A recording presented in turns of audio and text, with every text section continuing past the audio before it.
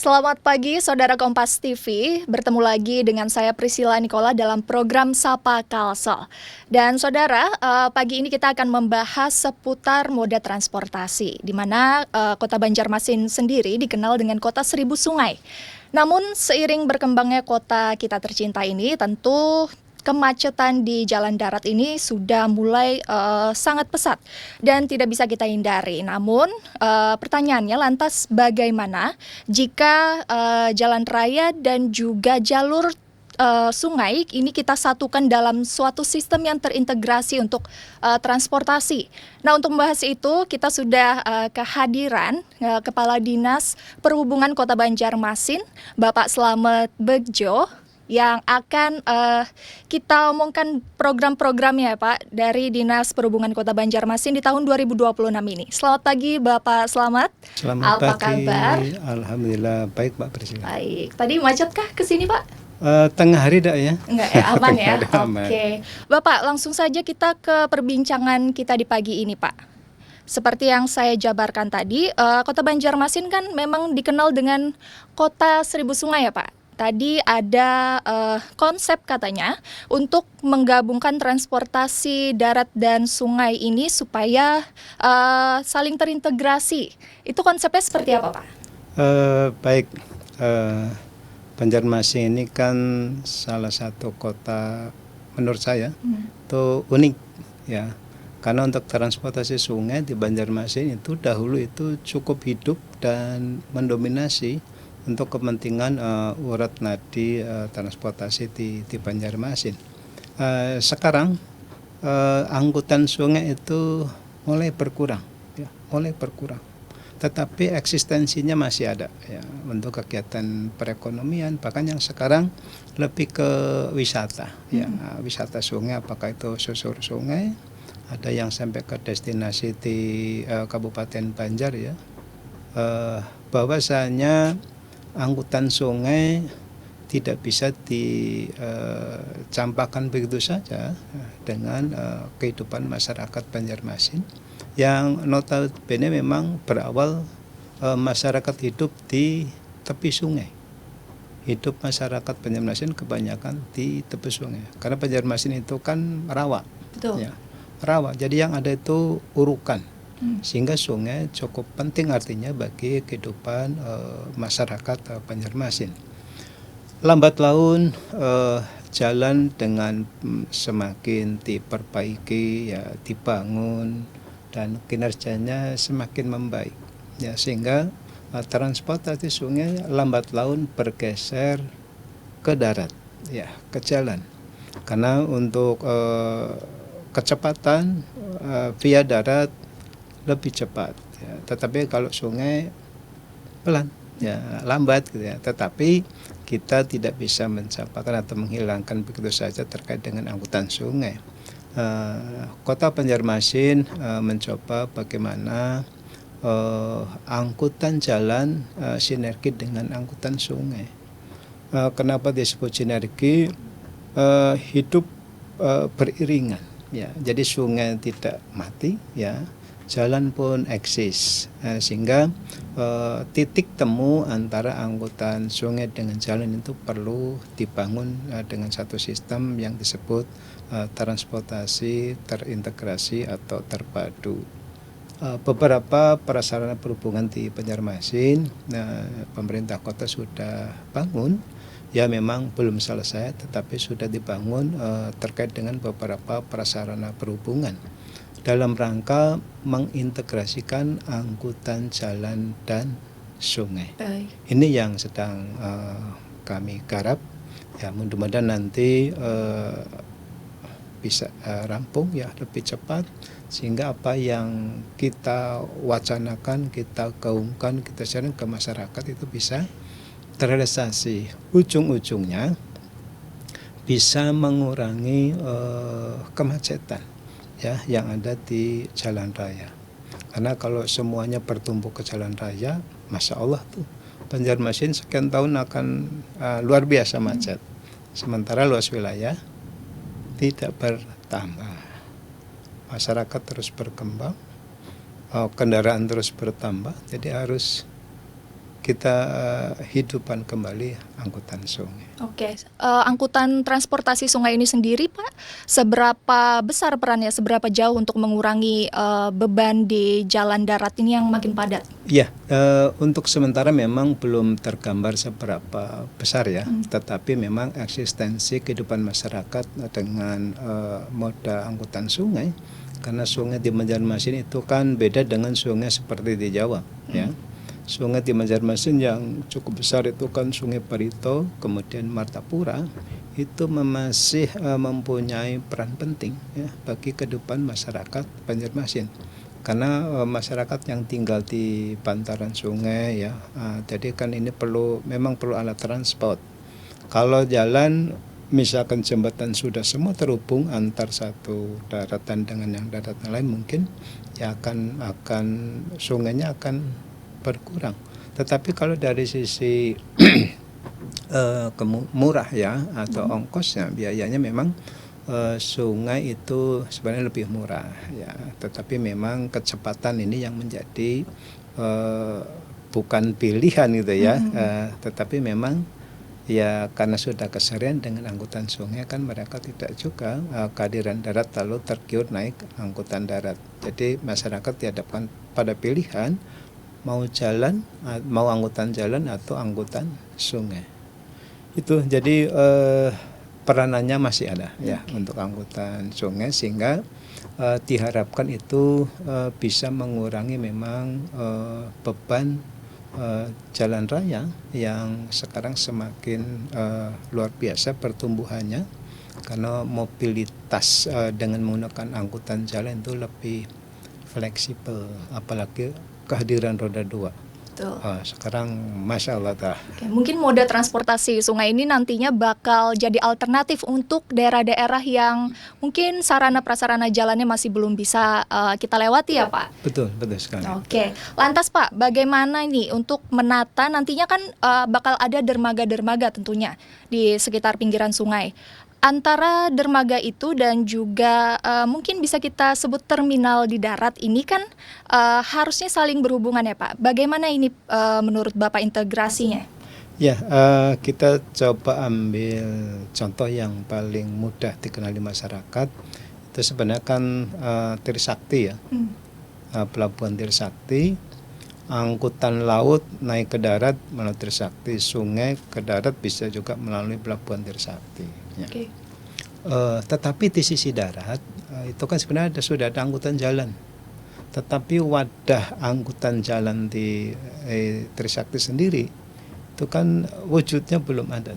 Betul. Yang ada itu di pinggir jalan. Sehingga kita mungkin untuk lebih mudah coba ke 0 km kita bergeser. Di situ beberapa angkutan yang menjadi titik temunya itu atau hubnya itu ada di 0 km. Di 0 km ada shelter 0 km. Di situ ada angkutan wisata Menara Pandang. Ya. Sehingga sekarang Banjarmasin atau masyarakat Banjarmasin, bahkan orang mancanegara, bahkan di luar Banjarmasin sendiri, kalau datang ke Banjarmasin ke 0 km itu bisa mungkin kalau referensi di daerah lain mungkin ada ya. Itu menjadi hub. Di situ ada angkutan Trans Banjarmasin, angkutan Trans Banjar Bakula, angkutan bandara, kemudian yang sungainya itu kan juga yang mau menyeberang ke Menara Pandang, bahkan mau ke Kampung Ketupat, Kota Lama, Pasar Lama, bisa Kampung Hijau, itu bisa di 0 km. Okay. Nah, pemerintah kota berharap di Trisakti nanti ada ya, walaupun sekarang sudah akses untuk angkutan jalan sendiri yang Trans Banjarmasin. Sekarang yang warnanya mudah dikenali itu kan yang merah putih. Itu sudah diberi ada lahan ya milik Pelindo yang ya welcome, silakan masuk ke pelabuhan Trisakti. Tetapi di luar itu sendiri kan belum dibangun untuk terminal. Nah, dengan beberapa prasarana berhubungan tadi disebut dermaga ya. Sebenarnya kita sudah punya beberapa dermaga yang ala-ala kemudian Banjaraya. Oke. Kalau Trisakti oke lah. Nah, Banjaraya itu juga sebenarnya angkutan taksi kuning akses ke situ. Dan sekarang luar biasa Banjaraya cukup ramai untuk melayani penyeberangan, demikian juga Lalat. Terbaru kita ada jurusan untuk Banjarmasin yang merah putih sudah melayani sampai ke Lalat, ya, dermaga Lalat. Koneksi antara angkutan penyeberangan dengan darat sudah terhubung. Kemudian juga Banjaraya sampai Trisakti, angkutan merah putih itu juga sekarang sudah akses. Mantuil juga ada shelter kita di Mantuil sana di jembatan Bromo, ya, angkutan Trans Banjarmasin juga sampai di situ. Ya. Sungai Lulut ini yang dalam proses karena Sungai Lulut itu jalannya cukup sempit, ya. Kalau di muara sini oke, ya, tapi ke ujung sana itu masih kecil, sehingga kita untuk moda bisa masuk ke situ memang yang spesifiknya lebih kecil, ya, seperti yang merah putih, ya, mungkin lebih cocok, tapi kalau yang ukurannya lebih gede itu kesulitan untuk manuver. Jadi memang ada beberapa dermaga yang sudah kita bangun atau pemerintah bangun dalam rangka integrasi angkutan jalan dengan sungai. Oke, sudah mulai diuji coba tahun ini atau sudah, dari tahun kapan, Pak? Sudah mulai tahun 2024, itu yang Mantuil sudah jalan, ya. Yang terbaru ini yang merah putih sampai Lalat, Banjaraya dan Trisakti. Kalau respons dari masyarakat sendiri Bapak lihat seperti apa? Untuk Banjarmasin memang saya melihat agak beda, ya. Banjarmasin ini kan cukup sempit, kurang lebih 100 km persegi, sehingga radius 10 kilo atau jari-jari kota ke pusat kota ke pinggir kota kurang lebih 10 kilo. Memang untuk angkutan darat di Banjarmasin, load factor atau masyarakat yang naik ke Trans Banjarmasin memang boleh saya katakan itu agak lambat, ya, masyarakat untuk beralih dari angkutan pribadi ke angkutan umum. Karena memang saingan yang paling berat itu roda 2. Sehingga pemerintah dalam hal ini hadir karena memang amanah di undang-undang, ya, Undang-Undang Nomor 22 Tahun 2009 tentang landas dan angkutan jalan, pemerintah menjamin ketersediaan angkutan umum, sehingga nanti masyarakat yang memang, ya, roda 2 tidak punya angkutan umum ada. Jadi harapannya menjadi pilihan bagi masyarakat yang mau roda 2 ada, tapi yang tidak punya roda 2 karena tidak punya mobil juga angkutan umum ada. Jadi ada pilihan bagi masyarakat. Baik yang di darat maupun yang di sungai tentunya, Pak. Baik, kita akan kembali berbincang di segmen berikutnya. Tetap bersama kami di Sapa Kalsel.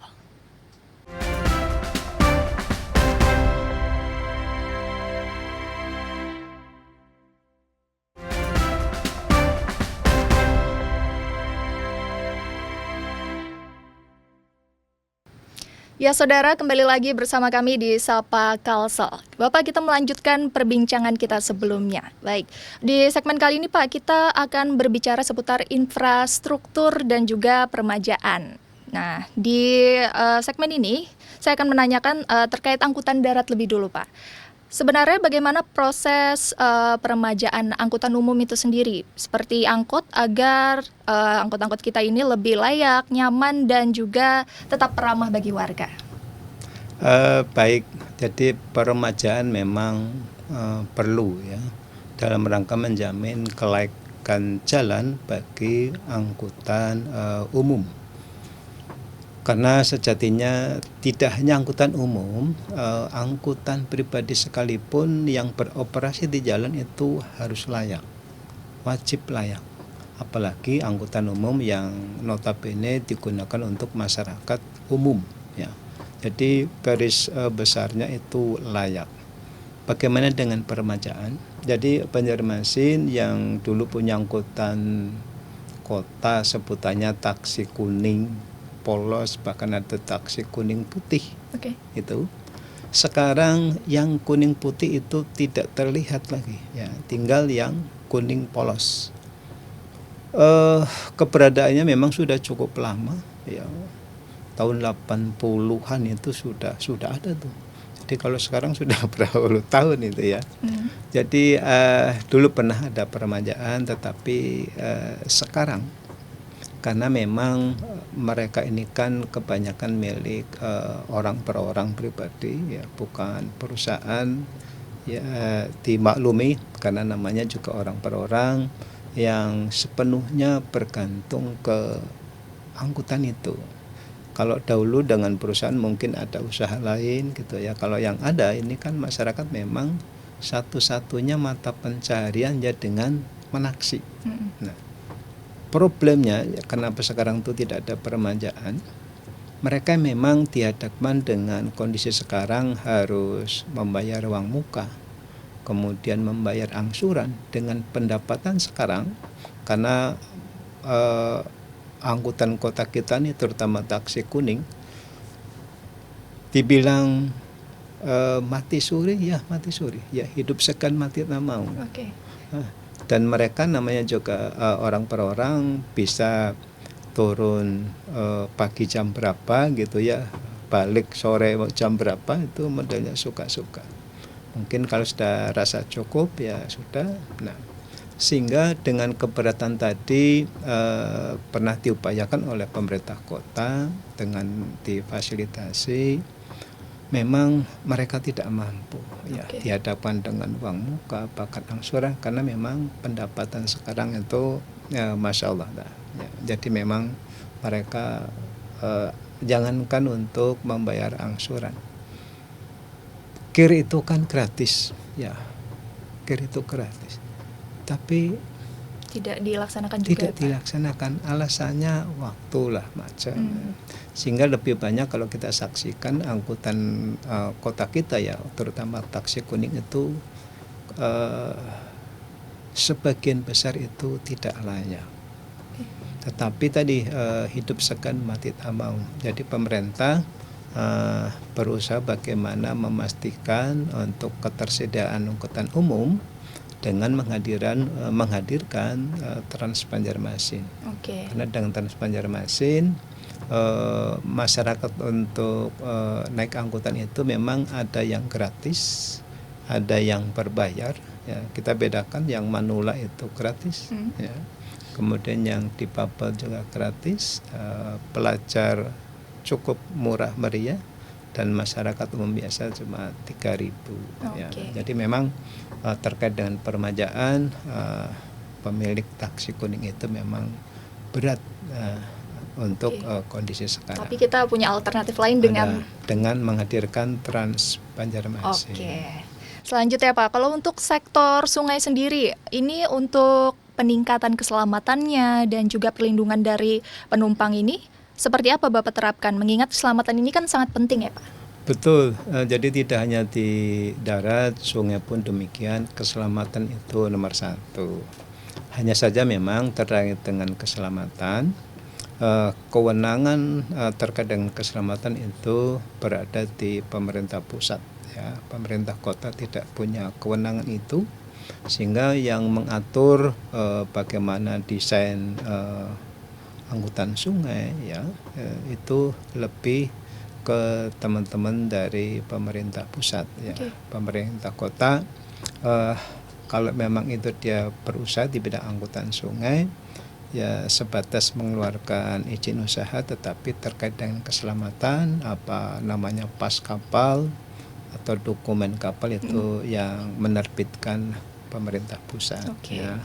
Sehingga dari sisi prasarana perhubungan terutama untuk angkutan sungai kita bisa bangun ya memang di wilayah Kota Banjar, tetapi pemerintah pusat juga bisa turun tangan ya membantu untuk pembangunan infrastruktur di sungai ya. Ada beberapa shelter yang memang dibantu dari Kementerian Perhubungan, dan kami terima kasih beberapa shelter cukup banyak yang dibangun oleh Kementerian Perhubungan.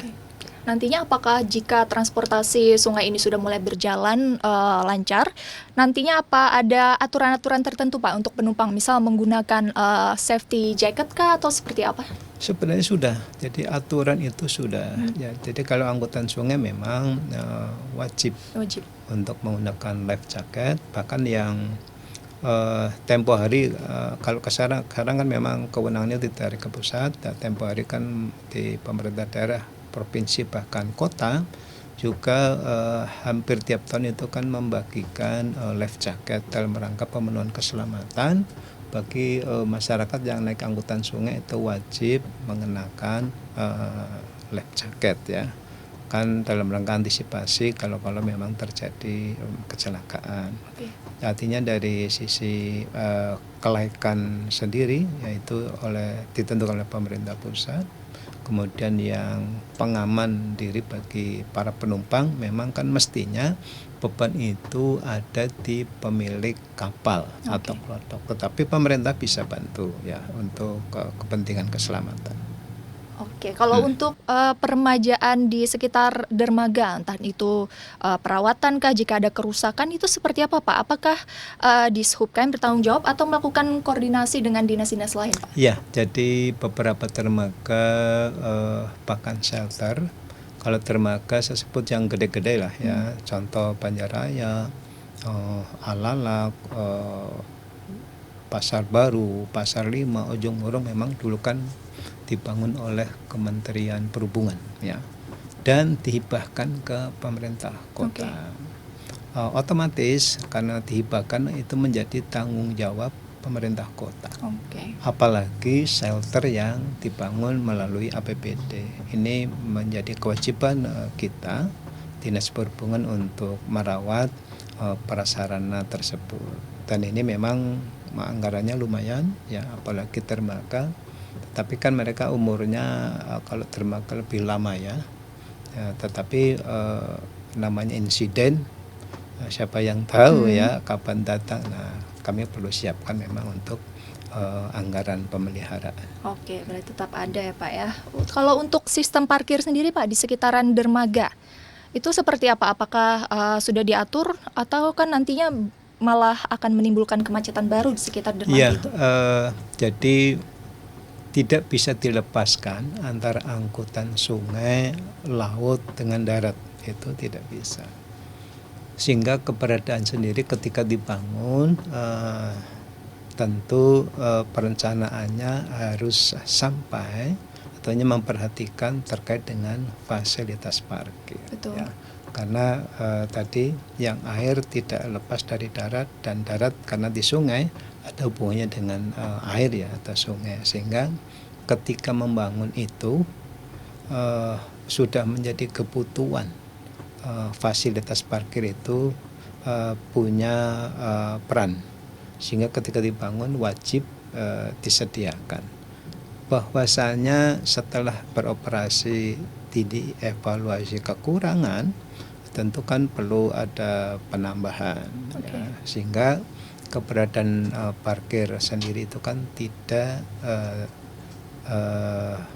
keluar atau mengganggu kinerja ruas jalan. Jadi memang perencanaan itu harus matang, memperhatikan sejauh itu untuk kebutuhan fasilitas parkir sementara mau naik atau mau turun dari kapal. Berarti memang sudah ada ya Pak disiapkan. Oke. Baik, kita akan kembali berbincang dengan Bapak Slamet setelah jeda berikut ini. Tetap bersama kami.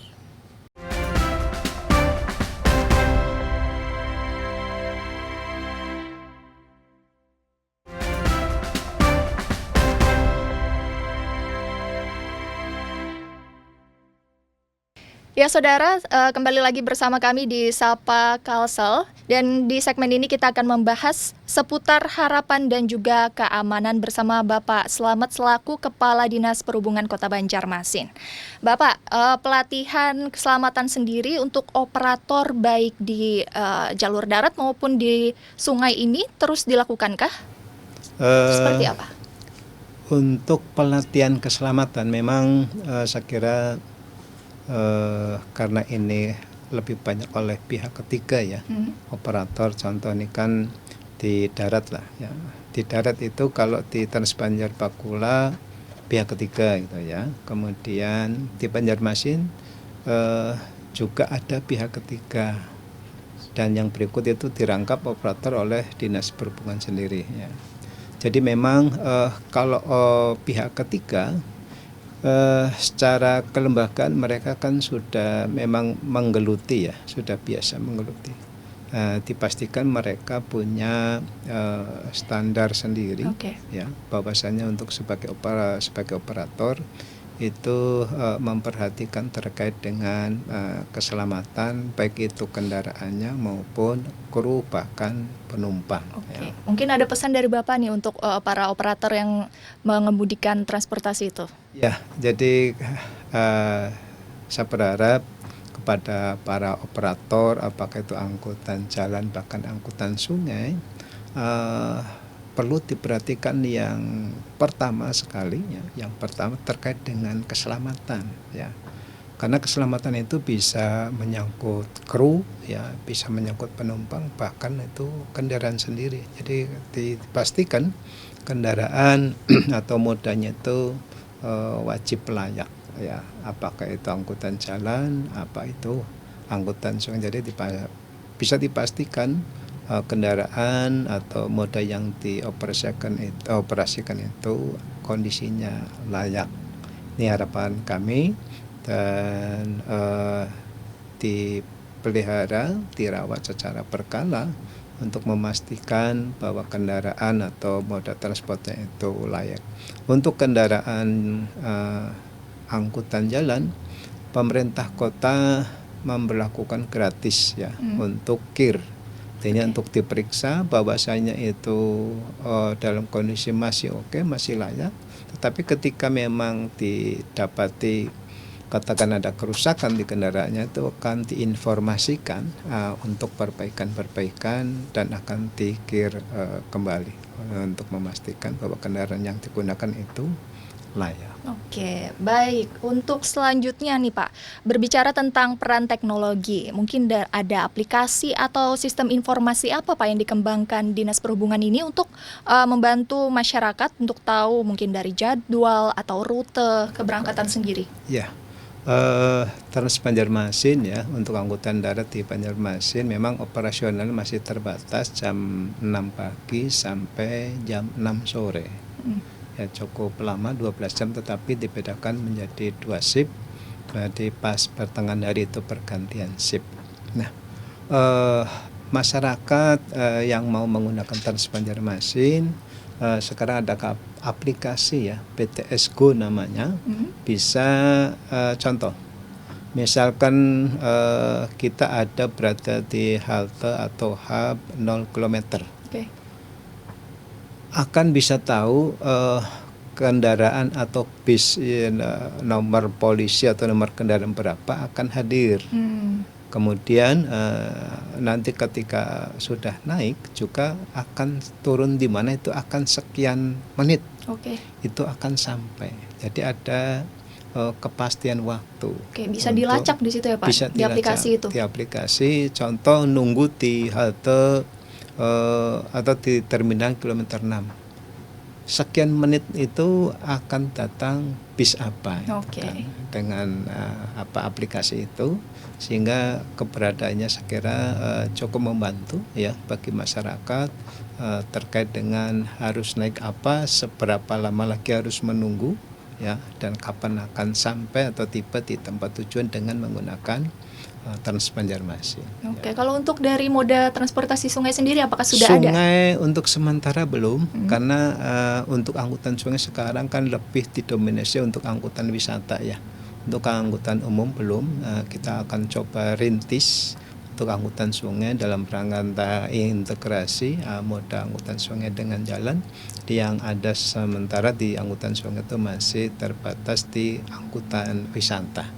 Nah, berharap dapat support anggaran ya untuk penyediaan angkutan sungai. Baik.